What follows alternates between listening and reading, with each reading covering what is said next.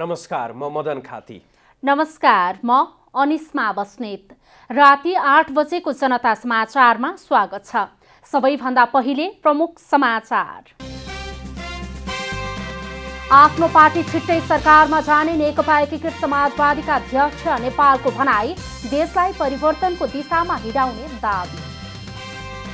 नेकपा एमालेको केन्द्रीय कमिटी बैठकमा प्रस्तावित 3 प्रतिवेदनमाथि समूहगत छलफल सकियो, पदाधिकारीको संख्या बढाउन सुझाव। कांग्रेस नेता प्रकाश मान सिंहद्वारा सभापति पदमा उम्मेदवारी दिने घोषणा, पुरानै नेतालाई नेतृत्व सुम्पिए कांग्रेस प्रजा परिषद जस्तै हुने चेतावनी। अफगानिस्तानलाई सहयोग गर्ने गरी सबैलाई परिचालन गर्न पाकिस्तानको माग, आर्थिक सहयोग अत्यावश्यक भएको जिकिर। र एभरेस्ट प्रिमियर लिग T20मा काठमाडौँ किङ्स 11को विजयी सुरुवात, उद्घाटन खेलमा ललितपुर 7 विकेटले पराजित।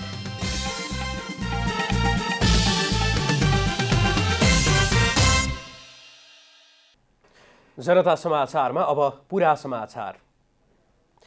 नेकपा एकीकृत समाजवादीका अध्यक्ष माधव कुमार नेपालले आफ्नो पार्टी छिट्टै सरकारमा जाने बताउनु भएको छ। शनिबार मकवानपुर जिल्लाको शपथ ग्रहण तथा जिल्ला स्तरीय कार्यकर्ता भेलालाई सम्बोधन गर्दै अध्यक्ष नेपालले नेकपा एकीकृत समाजवादी छिट्टै सरकारमा सहभागी हुने बताउनु भएको हो।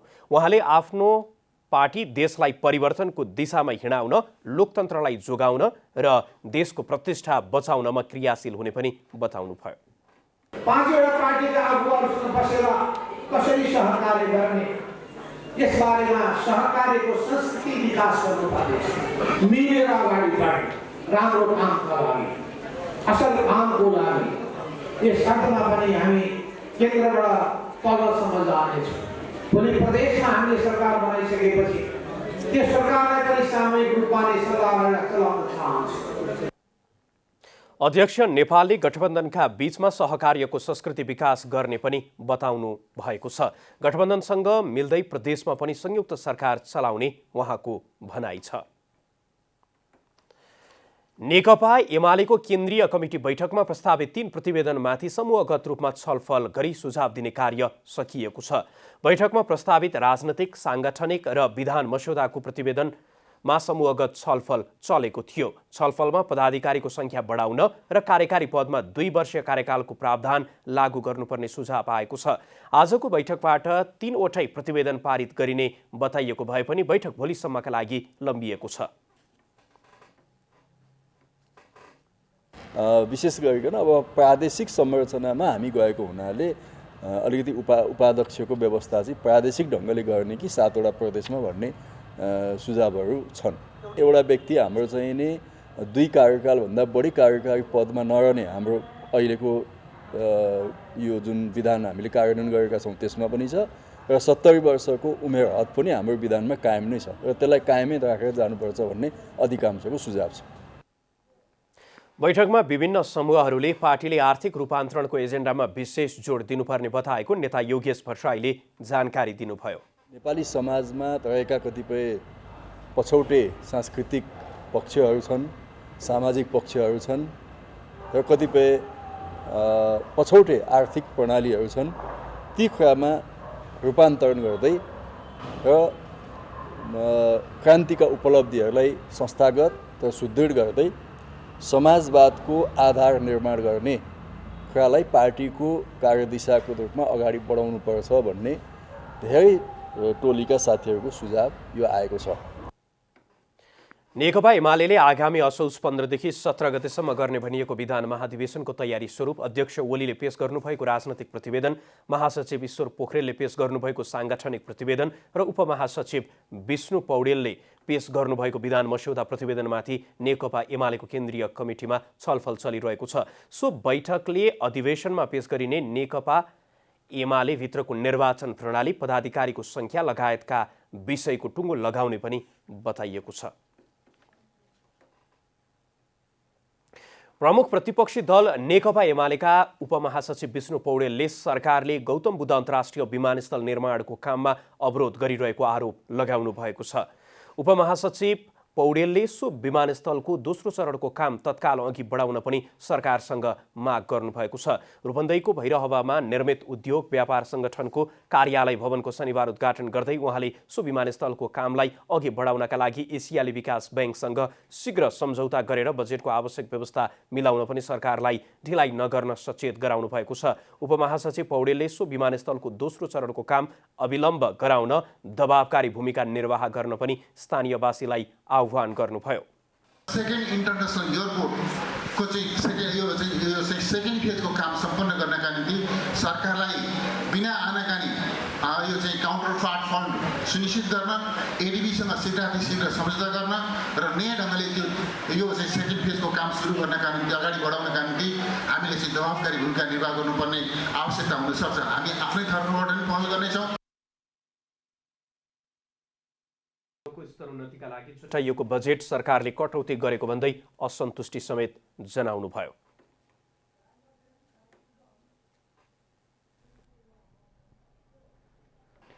नेपाली कांग्रेसका नेता प्रकाशमान सिंहले पार्टीको 14औं महाधिवेशनमा सभापति पदमा उम्मेदवारी दिने घोषणा गर्नुभएको छ। नेता सिंहले पार्टीमा आमूल परिवर्तन ल्याउनका लागि पनि आफूले पार्टीको नम्बर 1 म्यान भएर काम गर्ने निष्कर्ष निकालेको पनि स्पष्ट पार्नुभयो। नेता सिंहले अवसर पाएर पनि नेताहरूले काम नगरेका कारण पार्टी लथालिङ्ग अवस्थामा पुगेको उल्लेख गर्दै 14औं महाधिवेशनले पनि पुरानै नेताहरूलाई नेतृत्व सुम्पिए नेपाली कांग्रेसको हालत प्रजा परिषदको जस्तै हुने चेतावनी समेत दिनुभयो। यदि हामीले चाहिँ यो लथालिङ्ग अवस्थालाई 14औं महाधिवेशनपछि ठिक नेतृत्वको हातमा चाहिँ यदि हामीले चाहिँ यो पार्टीलाई नेतृत्व सुम्पिन सकेन भने यो पार्टी प्रजा परिषदको चाहिँ बाटोमा चाहिँ अब चाहिँ हिँड्न धेरै दिन लाग्दैन।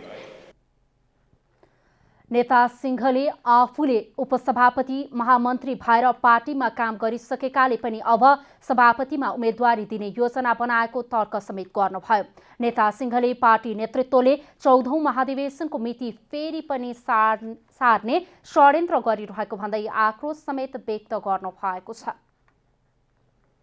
सुदूरपश्चिम प्रदेशका मुख्यमन्त्री त्रिलोचन भट्टले जनताको माग सम्बोधन गर्न प्रदेश सरकार प्रतिबद्ध रहेको बताउनु भएको छ। शनिबार पहिलो पटक कञ्चनपुरको दोधारा चाँदनी नगरपालिकाका विभिन्न क्षेत्र तथा भारतसँग जोडिएका सीमा क्षेत्रको अनुगमन तथा अवलोकन गर्दै मुख्यमन्त्री भट्टले यस क्षेत्रका नागरिकहरूका विभिन्न मागहरूमध्ये प्रदेश सरकारले सम्बोधन गर्न नसक्ने मागलाई संघीय सरकारको माध्यमबाट सम्बोधनको लागि पहल गर्ने बताउनु भएको छ।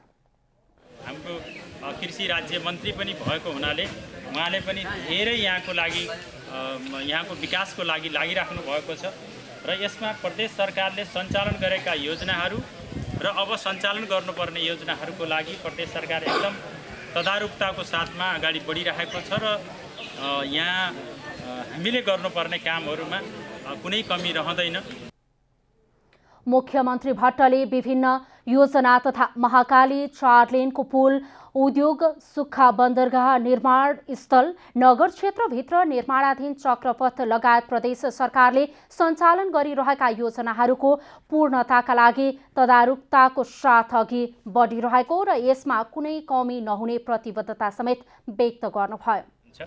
सहयोग गर्यो भने नै विकास अगाडि बढ्न सक्छ र त्यसमा त्यो विकास गर्ने क्रममा आइपर्ने समस्याहरू जसलाई दुःख जसलाई केही आफ्नो भूगोल नै दिएर जो समस्या भएको छ तिनीहरूलाई सरकारको तर्फबाट सहयोग नै हुन्छ र म तपाईहरुलाई यही राख्न चाहन्छु। तपाईहरुको यो ज्ञापन पत्र मैले लिएँ। सो अवसरमा स्थानीयहरूले सुक्खा बन्दरगाह जोडिने गरी निर्माण भइरहेको सडकको मुआवजा पाए पनि सडकका कारण आफ्नै खेतबारीमा जान समस्या भएको बताएका थिए। खेतमा जानको लागि दुवैतिर हामी त अब यो रोड बनाएर आफ्नै घर खेतमा जान पनि एक ठाउँमा मात्रै कटअफ दिएको छ। अब यो सडकमा चढ्ने अब यता आफ्नो लामो खेत छ हाम्रो यहाँसम्म, यहाँ खेतमा आउनलाई पनि हाम्रो ट्र्याक्टर सेक्टर ल्याउनलाई पनि गाह्रो भयो होइन। यसमा रहेको जो जग्गा अधिग्रहण यसको दुवैतिर पक्की सडकको माग छ अनि सिँचाइ किसान भएको हुँदा सिँचाइको चाहिँ हाम्रो जोरदार माग छ अनि विद्युत लाइन पनि नयाँ घर भएको हुँदा अनुगमन टोलीमा मुख्यमन्त्री भट्टसँगै प्रदेश सरकारका मन्त्री, राज्य मन्त्री तथा स्थानीयहरूको सहभागिता रहेको थियो। जनता समाजवादी पार्टीका वरिष्ठ नेता एवं सांसद राजेन्द्र श्रेष्ठले संसदमा नेकपा एमाले गरेको अवरोधलाई संसदप्रति एमालेको प्रतिशोधको रूपमा रहेको बताउनु भएको छ। जनता टेलिभिजनको साप्ताहिक कार्यक्रम विशेष समयमा कुरा गर्दै श्रेष्ठले पटक पटक गरेको संसद विघटन असंवैधानिक ठहर भएपछि एमाले संसदप्रति प्रतिशोध साधेको स्पष्ट पार्नु भएको हो। वरिष्ठ नेता श्रेष्ठले केपी शर्मा ओलीको नेतृत्वमा रहेको सरकारले सबै क्षेत्रमा विधि प्रणाली भत्काएको, तर वर्तमान सरकार बनेपछि एउटा विधि र प्रक्रियामा मुलुक अगाडि बढेको दावी गर्नु भएको छ। हामीले यो अध्यादेश ल्याउँदा पनि आफू जलेर पनि हामीले देशलाई निकास दियौँ। जस्तो स्वयं हाम्रो पार्टी डिभिजन भयो नि, होइन र? अहिले लोकतान्त्रिक समाजवादी पार्टी बन्द गएको छ र हामीले चाहिँ त्यो कुनै पनि हालतमा चाहिँ ल्याउनु हुन्न भनेर अडान लिएको भए फेरि एकीकृत समाजवादी बन्न पनि नसक्ने स्थिति थियो, होइन? त्यस्तो स्थितिमा आफू जलेर पनि हामीले त निकास दियौँ। अब हाम्रो पार्टीमा डिभिजनको त्यस्तो कुनै खतरा होइन। पछिल्लो 24 घण्टामा नेपालमा 790 जनामा कोरोना संक्रमण पुष्टि भएको छ। पीसीआर परीक्षण गरिएकोमा 790 जनामा संक्रमण पुष्टि भएको स्वास्थ्य तथा जनसङ्ख्या मन्त्रालयले जनाएको छ। मन्त्रालयले नेपालमा कोरोना संक्रमण मुक्त हुने दर 96.1% रहेको जनाएको छ।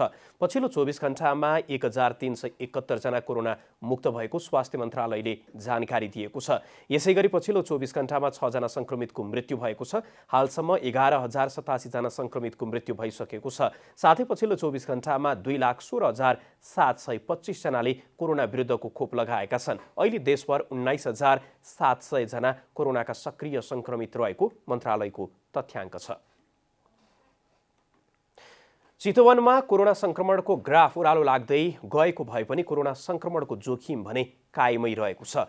चितवनमा सक्रिय कोरोना संक्रमितको संख्या 500 भन्दा माथि रहेको छ। सक्रिय संक्रमितको संख्या 500 माथि भए पनि अहिले विद्यालय र बजार पूर्ण रूपमा खुलेका छन् भने चाडपर्व नजिकिँदै गएकाले कोरोना संक्रमणको जोखिम कायमै रहेको स्वास्थ्य कार्यालय चितवनले जनाएको छ।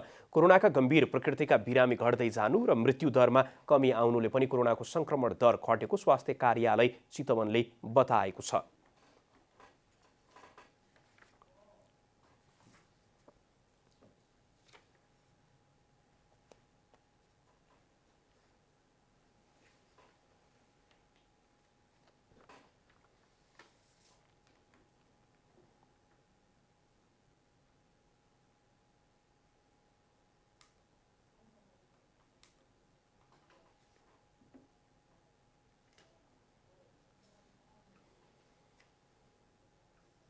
अहिले पछिल्लो पटक चितवनमा कोरोनाको जोखिम निरन्तर घट्दै गएको अवस्था छ, होइन?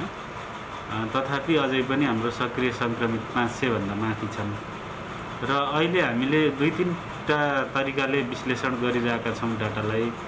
अहिले हाम्रो परीक्षण प्रति 100 जनामा पीसीआर परीक्षणबाट चाहिँ 10% भन्दा कम, 10 जनाभन्दा कममा चाहिँ पोजिटिभ आएको छ। त्यो एउटा चाहिँ कोरोनाको अहिले घट्दो सङ्क्रमणको अवस्था त्यसले पनि बताइरहेको छ। चितवनमा हालसम्म 2,70,000 बढीले कोरोना विरुद्धको खोप लगाएको उल्लेख गर्दै तिवारीले खोप लगाएका मध्ये 1,50,000ले पूर्ण खोप पाइसकेको बताउनुभयो। खोप लगाउने क्रम बढ्दै गएको भए पनि कोरोना भाइरसले स्वरूप परिवर्तन गरिरहने भएकोले सावधानी अपनाउनु पर्नेमा उहाँको जोड छ। राष्ट्रिय जनगणना 2078मा देशभर रहेका हेमोफिलिया भएका व्यक्तिहरूको वास्तविक तथ्याङ्क समेट्न हेमोफिलिया सोसाइटी नेपालले माग गरेको छ। शनिबार काठमाडौँमा पत्रकार सम्मेलनको आयोजना गरी हेमोफिलिया सोसाइटी नेपालले राष्ट्रिय जनगणना 2078मा पहिलो पटक हेमोफिलिया भएका व्यक्तिहरूको पनि गणना हुने भएकोले जनगणनामा हेमोफिलिया भएका व्यक्तिहरूको वास्तविक तथ्याङ्क समेट्ने गरी गणना गराउन माग गरेको हो। महासङ्घले हेमोफिलिया भएका व्यक्तिहरू अपाङ्गताको ऐनभित्र परेको र अपाङ्गता भएकाहरूको सूचीको 10औं नम्बरमा उल्लेख गरिएको भन्दै गणकहरू आउँदा घर परिवारमा भएका हेमोफिलिकको बारेमा प्रष्ट विवरण दिन अनुरोध गरेको छ। त्यस्तै यसबारेमा गणकहरू पनि सचेत र सजग हुनुपर्ने आवश्यकता रहेको महासङ्घले जनाएको छ।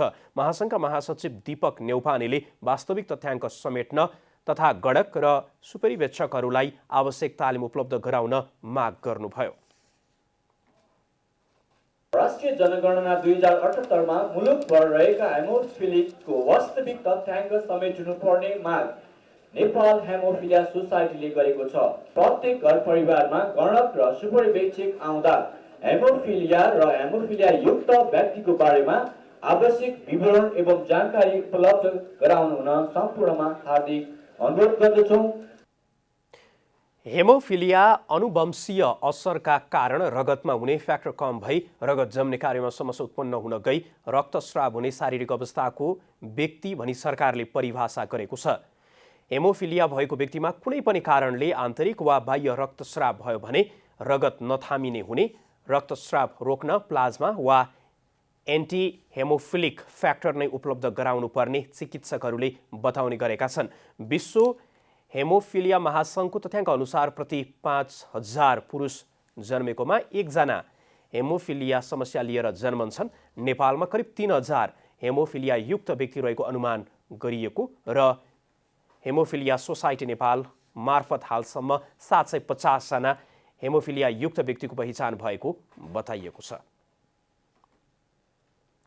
रूपन्देहीको बुटवल उपमहानगरपालिका वडा नम्बर 3 का पहिरो पीडित स्थानीयले पहिरोको रोकथाम गर्दै स्थानीयको सुरक्षा गर्न सरकारसँग माग गरेका छन्। त्यहाँको भौगोलिक अवस्था हेर्दा अझै ठूलो विपत्तिको सामना गर्नुपर्ने अवस्था आउन सक्ने देखिएको हुँदा स्थानीय त्रसित छन्।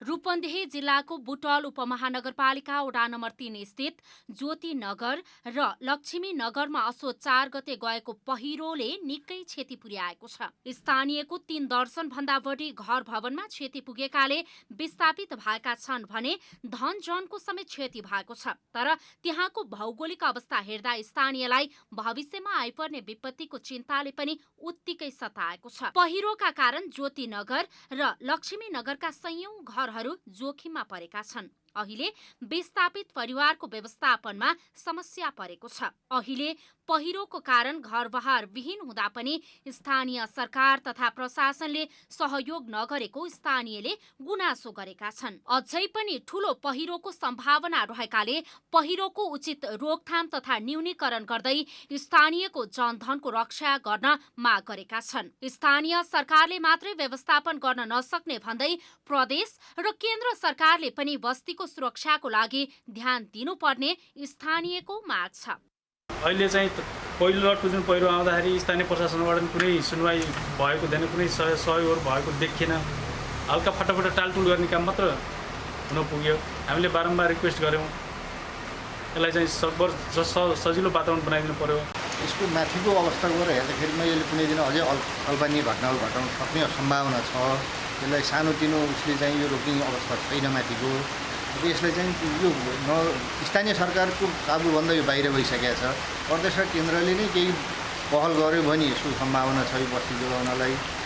बुटवल उपमहानगरपालिका प्रमुख शिवराज सुवेदीले पहिरो गएपछि तत्कालै बस्तीमा पसेको ढुङ्गा, माटो, लेदो पन्छाउने काम गरेको बताउनुभयो। उहाँले पहिरो गएको बस्तीमा भूगर्भविदहरूलाई ल्याएर अध्ययन गरिरहेको पनि उल्लेख गर्नुभयो। माथिबाट आएको पहिरोको व्यवस्थापन गर्नका लागि क्याम्पसको चौरमा त्यहाँको लेदो, ढुङ्गा आदि इत्यादि जति माथिबाट बगेर आएको थियो त्यसलाई व्यवस्थापन गर्ने काम निरन्तर हामीले अगाडि बढायौँ। त्यसो त यो स्थानमा पहिरोको समस्या नयाँ होइन। 2055 सालमा पनि यसै गरी पहिरो गएको र भूगर्भविदहरूलाई बोलाई अध्ययन गर्दा करिब 357 घर परिवार रेड जोनमा परेको रेखाङ्कन समेत गरिएको थियो। रेड जोनमा परेका जग्गाहरूको घर निर्माण गर्ने कामहरू पनि तीव्र गतिले भएको पाइन्छ। 57 घरभित्रको क्षेत्रमा पनि केही मान्छे फर्केर आएर घर बनाउने, बिक्री वितरण गर्ने कुरा सुनिएको छ। त्यसको यथार्थ अनुसन्धान गर्न काम हामी लाग्नुपर्ने हुन्छ। सरकारले बस्ती सार्ने विषयमा गम्भीरता नदेखाउँदा घटना दोहोरिएको जनप्रतिनिधिहरूको भनाइ छ। विराटनगर महानगरपालिकामा आकाशे पुल बनाउने योजना अलपत्र परेको छ। सम्बन्धित निकायको समन्वयकारी भूमिकाको अभाव तथा स्थान सुनिश्चित नगरी योजना कार्यान्वयन गर्न खोज्दा झण्डै 2.5 करोड रुपैयाँको योजना अलपत्र परेको हो। विराटनगर महानगरपालिकाको कोशी राजमार्गका विभिन्न 3 स्थानमा आकाशे पुल बनाउने योजना चर्चामा आएको पनि झण्डै 3 वर्ष पुगेको छ। त्यस यता आकाशे पुलको डिजाइन गरी ठेक्का समेत लगाए पनि हालसम्म पुल निर्माणले पूर्णता पाउन सकेको छैन। पुल बनाउने ठाउँको स्थलगत अध्ययन नगरी निर्माण प्रक्रियालाई अगाडि बढाइएको तथा सम्बन्धित निकायको ढिलासुस्तीका कारण निर्माण अलपत्र परेको स्थानीय तथा सरोकारवालाहरूको आरोप छ। हैन, आज जनताले हिजो शिलान्यास गरेको ठाउँमा आज जनताले अवरोध गरिरहेछन्। यहाँ हामीलाई आवश्यकता छैन, यहाँ बनाउन पाइँदैन भन्दैछ। यो विषयहरू पूर्व रूपमा तयारी नगरिकन चाहिँ एक्कासी कसैको दिमागमा कसैको मनमा चढ्यो अब आकाशे पुल बनाउनुपर्छ भनेर चाहिँ अनि आकाशे पुलको तयारी गर्ने जुन यो गतिविधि या यो सोचको कारणले गर्दा आज यो डिस्टर्ब भइरहेछ मैले देखेको। महानगरपालिकाले आकाशे पुल निर्माणका लागि भन्दै 2076 साल फागुन 16 गते टेन्डर निकालेको थियो। त्यसको झण्डै 1 वर्षपछि अर्थात् 2077 माघ 28 गते मात्र महानगरले ढिला गरी ठेकेदारहरूको टेन्डर स्वीकृत गरेको थियो। महानगरले 3वटै पुलका लागि 2 करोड 47 लाख रुपैयाँ ठेक्का लगाएको छ। पुल निर्माण गर्नका लागि जग्गा धनीहरूसँग समन्वय नगरी त्यहाँ निर्माण गर्न खोजिएपछि सम्बन्धित जग्गा धनीहरूले निर्माण रोक्न महानगरमा निवेदन दिएपछि काम रोकिएको कला बिल्डर्सका प्रोप्राइटर सञ्जय यादवले बताउनुहुन्छ। मैले सुरु गरेपछि ढिलो पनि सुरु भयो र म 2 महिनामा काम गरिदिन्छु र मैले भने थिएँ दसैँसम्ममा म दसैँमा चालु गरिदिन्छु भने र मैले अगर यो अहिले डिस्टर्ब नभएको भए दसैँमा हाम्रो आकाशे पुल चालु भइसकेको हुन्थ्यो। विराटनगर महानगरपालिकाका प्रमुख भीम पराजुलीले भने महानगरको विकाससँग जोडिएको विषयवस्तुमा सबैले सहयोग गर्नुपर्ने बताउनुभयो। देखिएका विवादहरूलाई समाधान गरेर चाँडै निर्माणलाई पूर्णता दिने उहाँको भनाइ छ। यद्यपि काहीँ केही त्यस्तो समस्या कसैले केही कुरा आयो भने हामी त्यसलाई छलफल गरिरहेको छौँ। मलाई लाग्छ आकाशे पुल बन्छ र सबैले सहयोग गर्नुहुन्छ, नगरवासीको सहयोग हुन्छ भन्ने हामीले विश्वास लिएका छौँ। महानगरपालिकाले आकाशे पुलको अवधारणा ल्याए पनि सरकारवाला पक्षसँग पर्याप्त छलफल नगरिएको र स्थानीयलाई विश्वासमा लिन नसकिएका कारण निर्माण सम्पन्न हुन सकेको छैन। यसको समयमा निर्माण कार्य सम्पन्न गर्नका लागि सरकारवाला सबै पक्ष र निकायबीच समन्वय हुन जरुरी देखिएको छ। धनुषाको ढल्केवर जटही सडक खण्ड अन्तर्गत पर्ने औरही नदीमा निर्धारित समयभन्दा 7 महिना अगाडि नै 3वटा पुल निर्माण सम्पन्न भएको छ। ढल्केवर जनकपुर जटही सडकलाई 6 लेनको सडकमा स्तरोन्नति गरेपछि धनुषाको महेन्द्रनगर स्थित औरही खोलामा सरकारले 6 लेनको सडकलाई मिल्ने गरी 3वटा पुल निर्माण गरेको हो। सम्झौता अनुसार 2078 चैत मसान्तमा 3वटै पुल हस्तान्तरण गर्नुपर्ने भए पनि काम सम्पन्न हुने मितिभन्दा 7 महिना अगाडि नै 77 करोड 27 लाख रुपैयाँको लागतमा पुल निर्माणको काम सम्पन्न भएको हो। पुलको लम्बाइ 143.5 मिटर र चौडाइ 11.6 मिटर रहेको छ। यस्ता प्रकृतिका पुल नेपालमा पहिलो पटक निर्माण भएको रसुवा निर्माण कम्पनीका इन्जिनियर धीरेन्द्र साहनीले बताउनुभयो। हजुरको 77 करोड 27 लाखमा सम्झौता गरेको हो विथ भ्याट सहित। यो पुलको लम्बाइ 143.5 मिटर हो। यो हजुरको 6 लाइनको लाई 2टा पुल छुट्टै, अरू सर्भिस लाइनको लाइन एउटा यताको अहिले नयाँ छुट्टै भइसक्यो अनि पहिलाको एउटा पुरानो चाहिँ त्यो सर्भिस लाइनको लागि युज गरेको। यसअघि पनि दर्जनौं स्थानमा रसुवा कन्स्ट्रक्सनले ठेक्का सम्झौता अवधिभन्दा अगावै निर्माण सम्पन्न गरी सरकारलाई आयोजना हस्तान्तरण गरिसकेको छ। औरही खोलामा ठेकेदारले 7 महिना अगाडि 3वटा पुल निर्माण गरेर हस्तान्तरण गरे पनि ढल्केवर जटहीमा 6 लेनकै सडकको सपही र नगटा झिज स्थित खरे खोलामा एकै दिन सम्झौता भएको अर्को निर्माण कम्पनीले जग निर्माण गरेर पुलको बाँकी काम अधुरै छाडेको अवस्थामा रहेको छ। डडेलधुराको परशुराम नगरपालिका जोगबुढामा आँखा उपचार केन्द्र स्थापना भएको छ। केन्द्रको स्थापनासँगै बिरामीलाई उपचारका लागि सहज भएको छ। कैलालीको गेटा आँखा अस्पतालको समन्वयमा आँखा उपचार केन्द्र स्थापना गरिएको हो।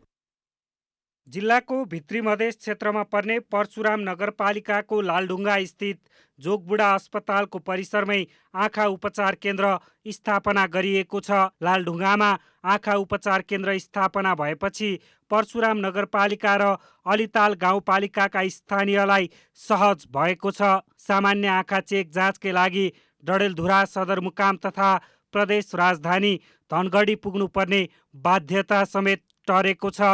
यो त एकदम गौरवको विषय हो सर। हामीले भन्नुपर्दा अब आँखाको लागि हामीहरूले यहाँ गेटा जानुपर्ने अवस्था थियो। गेटा एक दिन आउन एक दिन जाने गेटा त्यो टाइम, अनि प्लस एक दिन त्यहाँ उपचारको लागि हाम्रो 3 दिनको सट्टा हाम्रो काम एक दिन या आधा दिनमै हुने भयो। त्यो समयको बचत साथै हाम्रो खर्च कटौती, खर्चको लागि अब एक दिन आउन जान बस्न खान 3 दिनको त्यो खर्चको कटौती हामी यहाँ पर्ची मात्र 20 रुपियाँमा र अन्य सेवा सुविधासहित हाम्रो त्यो धेरै खर्चको रूपमा कटौती भएको छ। आँखा उपचार केन्द्रमा टेलिमेडिसिनको विधिबाट समेत आँखाको उपचार भइरहेको छ। टेलिमेडिसिनको विधिबाट बिरामीको आँखाको समस्याका बारेमा गेटा आँखा अस्पतालका चिकित्सकबाट सल्लाह लिएर उपचार गर्ने काम भइरहेको आँखा उपचार केन्द्र जोगबुढाले जनाएको छ। हाम्रो त सबै सुविधाहरू छ। टेलिमेडिसिनदेखि लिएर यहाँका बिरामीहरूलाई हामीले डाइरेक्ट अस्पतालसम्म पुर्याउन सक्छौँ टेलिमेडिसिनको सहायताले। टेलिमेडिसिन भन्नाले हाम्रो यो मेसिनमा क्यामेरा जोडेको हुन्छ। त्यो क्यामेराको सहायताले हामीले यहाँबाट बिरामी हेरेर डाइरेक्ट लाइभ टेलिकास्ट गर्न सकिन्छ अस्पतालमा।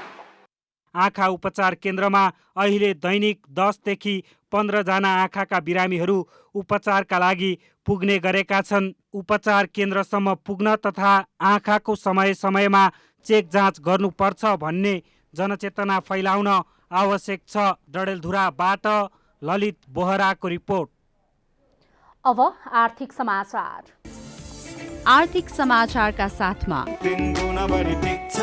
हुलास भए अरू किन खोज्ने।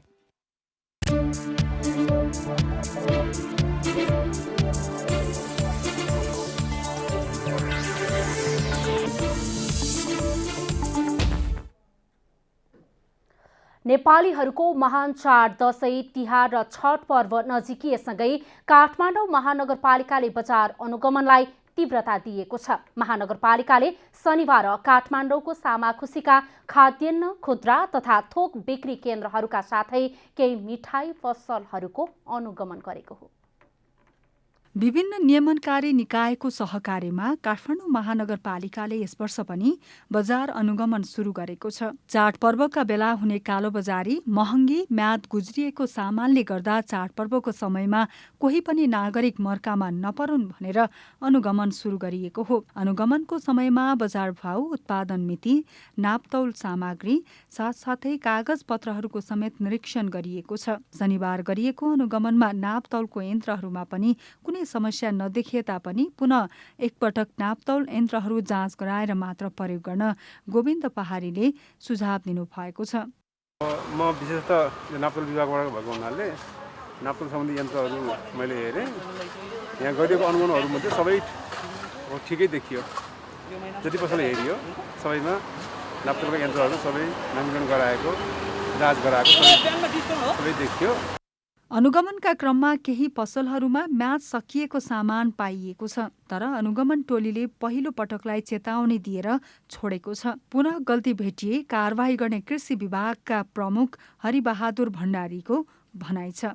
हामीले गत वर्ष चाहिँ सधैँको वर्ष चाहिँ हामीले सुरुवात गरेका छौँ र आजको सन्दर्भमा हामीले 4वटा पसलहरूको विशेषतः यो वेइङ ब्यालेन्सहरूको नवीकरण भएको छैन, तौलमा घटीबढी भएको छैन। साथसाथै अरू सामग्रीहरूको पनि डेट एक्सपायरका कुराहरू, खाद्य अनुज्ञा पत्रका कुराहरू, यी कुराहरूमा चाहिँ हामीले अनुगमन गर्दाखेरिमा केही ठाउँहरूमा केही सामग्रीहरूमा डेट एक्सपायर भएको पनि पाइयो। नापतौलको कारबाहीमा परे कम्तीमा 1 वर्ष जेल सजाय र अवस्था हेरी 5,000 देखि 3 लाख रुपियाँसम्म जरिवाना तिर्नुपर्ने कानुनी प्रावधान रहेको छ। क्यामेरामा शैलेन्द्र गोविन्द अमात्यका साथ यसुदा चौलागाई, काठमाडौँ। अब खेलकुद समाचार।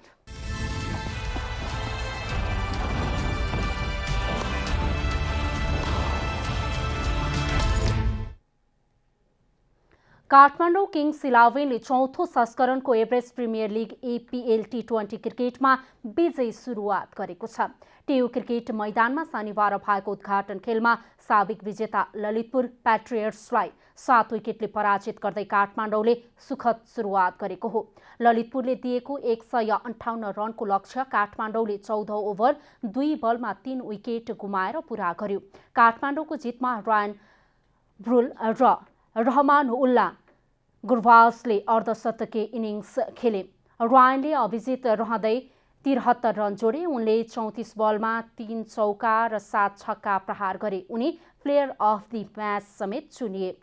गुरबाजले 36 बलमा 4 चौका र 4 छक्का सहित 59 रन बनाए। ललितपुरका पवन सराफले 1 विकेट लिए। यसअघि टस हारेर पहिले ब्याटिङ गरेको ललितपुरले 20 ओभरमा 8 विकेट गुमाएर 157 रन बनाएको थियो। ललितपुरका लागि पवन सराफले 61 रनको अर्धशतकीय इनिङ्स खेले।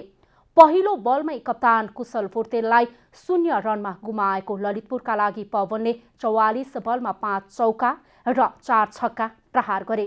यस्तै योगेन्द्र सिंह कार्कीले 33 रन जोड्दा शङ्कर राणाले 14 रन बनाए। काठमाडौँका जितेन्द्र मुखियाले 4 विकेट लिए। रायन ब्रुल र गुलसन झाले 2-2 विकेट लिए। काठमाडौँका कप्तान सन्दीप लामिछाने र साइद अफ्रिदीले विकेट लिन सकेनन्। यस जितसँगै काठमाडौँले पहिलो खेलमा 2 अङ्क जोडेको छ। ललितपुरले भने हारबाट प्रतियोगिताको सुरुवात गरेको छ। प्रतियोगिता अन्तर्गत आइतबार विराटनगर वारियर्स र चितवन टाइगर्स तथा दोस्रो खेलमा भैरहवा ग्लाडिएटर्स र पोखरा राइनोज बीच प्रतिस्पर्धा हुनेछ। अब मौसम समाचार।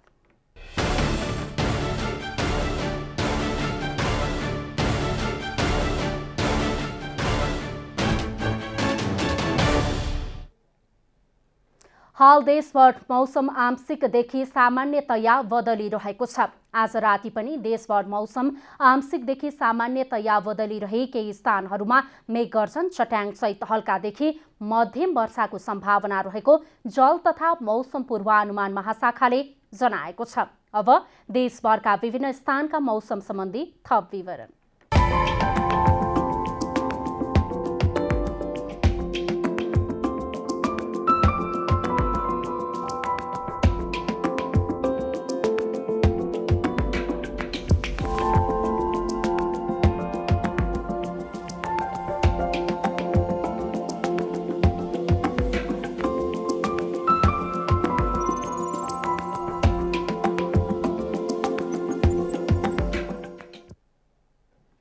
अन्त्यमा आजको डायरी। नेकपा एकीकृत समाजवादीका अध्यक्ष माधव कुमार नेपालले आफ्नो पार्टी छिटै सरकारमा जाने बताउनु भएको छ। शनिबार मकवानपुर जिल्लाको शपथ ग्रहण तथा जिल्ला स्तरीय कार्यकर्ता भेलालाई सम्बोधन गर्दै अध्यक्ष नेपालले नेकपा एकीकृत छिटै सरकारमा सहभागी हुने बताउनु भएको हो। उहाँले आफ्नो पार्टी देशलाई परिवर्तनको दिशामा हिँडाउन, लोकतन्त्रलाई जोगाउन र देशको प्रतिष्ठा बचाउनमा क्रियाशील हुने पनि बताउनुभयो। प्रमुख प्रतिपक्षी दल नेकपा एमालेका उपमहासचिव विष्णु पौडेलले सरकारले गौतम बुद्ध अन्तर्राष्ट्रिय विमानस्थल निर्माणको काममा अवरोध गरिरहेको आरोप लगाउनु भएको छ। उपमहासचिव पौडेलले सो विमानस्थलको दोस्रो चरणको काम तत्काल अघि बढाउन पनि सरकारसँग माग गर्नुभयो। नेपाली कांग्रेसका नेता प्रकाशमान सिंहले पार्टीले 14औं महाधिवेशनमा सभापति पदमा उम्मेदवारी दिने घोषणा गर्नुभएको छ। नेता सिंहले पार्टीमा आमूल परिवर्तन ल्याउनका लागि पनि आफूले पार्टीको नम्बर 1 म्यान भएर काम गर्ने निष्कर्ष निकालेको स्पष्ट पार्नुभयो। नेता सिंहले आफूले उपसभापति महामन्त्री भएर पार्टीमा काम गरिसकेकाले अब सभापतिमा उम्मेदवारी दिने योजना बनाएको तर्क समेत गर्नुभयो। अफगानिस्तानलाई सहयोग गर्ने गरी संयुक्त राष्ट्रसङ्घले सबैलाई परिचालन गर्न पाकिस्तानले माग गरेको छ। राष्ट्रसङ्घको 76औं महासभालाई सम्बोधन गर्दै पाकिस्तानका प्रधानमन्त्री इमरान खानले शनिबार यस्तो माग गर्नुभएको हो। अफगानिस्तानमा तालिबान विद्रोहीले सत्ता कब्जा गरेर सरकार बनाएपछि विभिन्न सङ्कट उत्पन्न भए पनि धेरै देशले सहयोग नगरेकाले राष्ट्रसङ्घले सबैलाई परिचालन गर्नुपर्नेमा जोड दिनुभएको थियो। काठमाडौँ किङ्स 11ले चौथो संस्करणको एभरेस्ट प्रिमियर लिग T20 क्रिकेटमा विजयी सुरुवात गरेको छ। टियु क्रिकेट मैदानमा शनिबार भएको उद्घाटन खेलमा साविक विजेता ललितपुर प्याट्रियट्सलाई 7 विकेटले पराजित गर्दै काठमाडौँले सुखद सुरुवात गरेको हो। ललितपुरले दिएको 158 रनको लक्ष्य काठमाडौँले 14 ओभर 2 बलमा 3 विकेट गुमाएर पूरा गर्यो। पहिलो खेलमा विराटनगर वारियर्स र चितवन टाइगर्स तथा दोस्रो खेलमा भैरहवा ग्ल्याडिएटर्स र पोखरा राइनो बीच प्रतिस्पर्धा हुनेछ।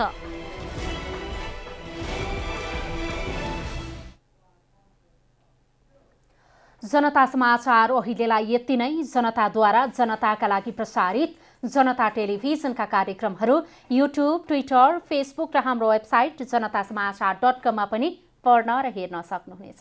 सूचनामा तपाईको सहभागिता, समयमा समाचार हाम्रो प्रतिबद्धता। कोरोना भाइरसको संक्रमणबाट बच्न नियमित रूपमा हात धौँ, भिडभाडबाट टाढै रहौँ, मास्कको अनिवार्य प्रयोग गरौँ।